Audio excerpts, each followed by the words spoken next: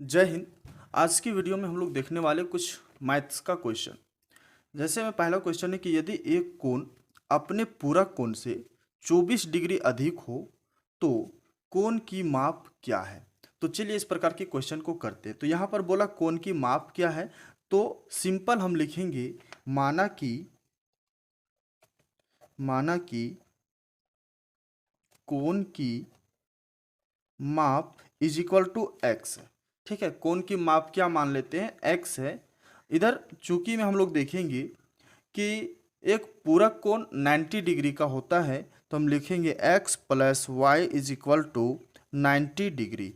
अगर हम यहाँ से एक समीकरण के रूप में इसे प्राप्त करें तो y को हम इसी प्रकार से रख लेंगे और ये 90 डिग्री ये x है, पक्षांतर करेंगे तो माइनस एक्स हो जाएगा।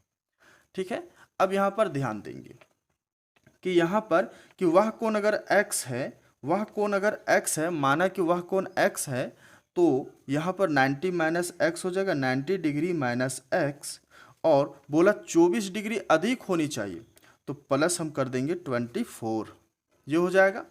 आगे चलिए, ये x इसी प्रकार से इसे हम ब्रैकेट से बाहर करेंगे तो कुछ इस प्रकार से हमें मिल जाएगा।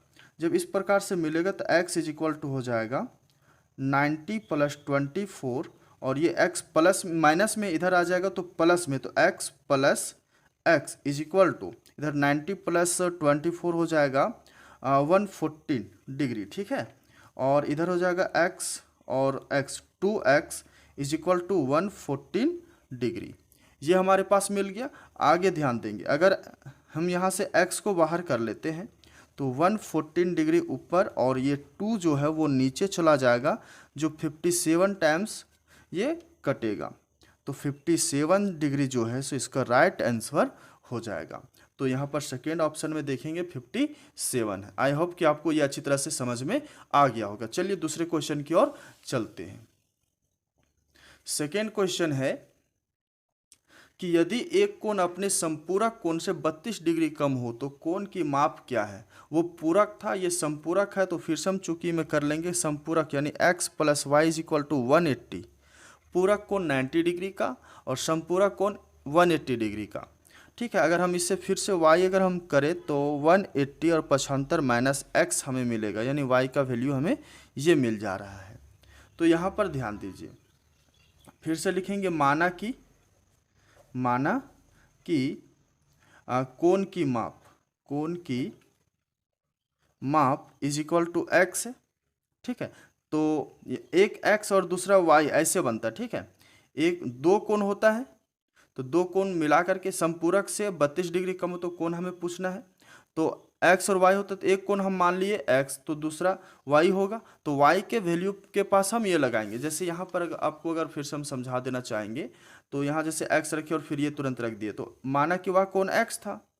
ठीक है, इज इक्वल टू दूसरा कोण फिर क्या मिलेगा हमको y, तो y के वैल्यू के पास हम क्या रख दिए, ये रख दिए। ठीक है, तो यहाँ पर भी सेम उसी प्रकार से करेंगे।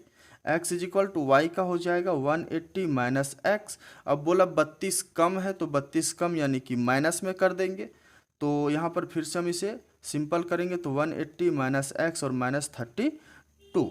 अब यहाँ से ये x से इधर आएगा तो प्लस में हो जाएगा, तो x और x प्लस करेंगे 2x हो जाएगा।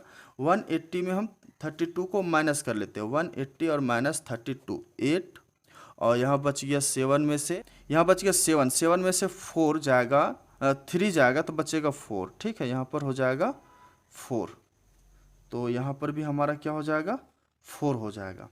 इस प्रकार से हमें याद रखना था। ठीक है, अब हम इसे माइनस काटेंगे तो 74 में ये कट जाएगा, 2 से डिवाइड करेंगे 148, तो x is equal to 74 degree जो है सो हमारा राइट आंसर हो जाएगा, जो कहाँ मिलेगा, सेकेंड नंबर ऑप्शन में। ठीक है, आशा करते हैं आपको ये अच्छी तरह से समझ में आ गया होगा।